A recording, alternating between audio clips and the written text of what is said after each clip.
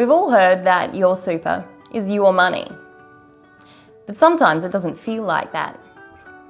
I'm Rachel Yoko, my business is Thrive Financial, and a lot of what we do here is work with superannuation. So I thought it might be relevant to share some information on accessing it, because that's the fun bit. I always give a general disclaimer, but this time it's particularly relevant. Rules around super change, and all super funds are governed by the SIS Act. Additionally, they all have their own trust deed. So for some things, the conditions vary from fund to fund. There are specific tax rulings applicable, so when it comes to accessing super, it's important to get advice from a qualified professional who's considered your personal circumstances. That said, here's some general information that will be applicable in most circumstances.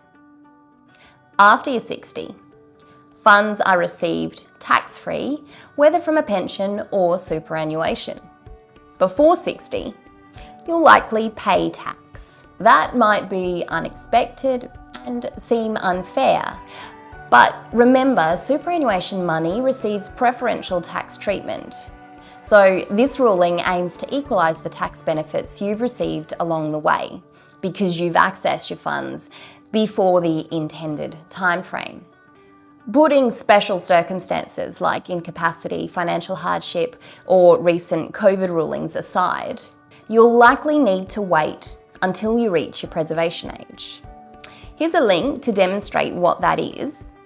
It varies depending on when you were born. In most cases, and going forward, it will be 60. When you've reached preservation age, you can access super like this.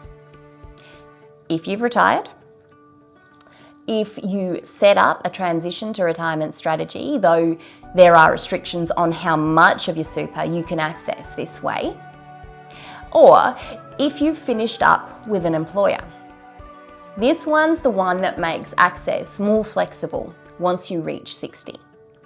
So for an example, if you hold 2 jobs and you finish up with one employer, that counts. If you're self-employed and you cease being self-employed, that counts too. There's a space on your fund's withdrawal form that will ask you to note what release condition you're meeting when you make a request to withdraw. This is where you'll nominate one of the above options. Now, we're not, of course, suggesting that accessing your super before retirement is necessarily a good idea. The funds are there for a reason, but your circumstances are individual. As long as you're making informed decisions and you understand the ramifications of what you're doing, the choice, of course, is yours.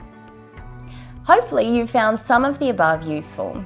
Remember that planning for retirement can seem daunting, but it doesn't take a lot to gain clarity, and conscious choices give you peace of mind.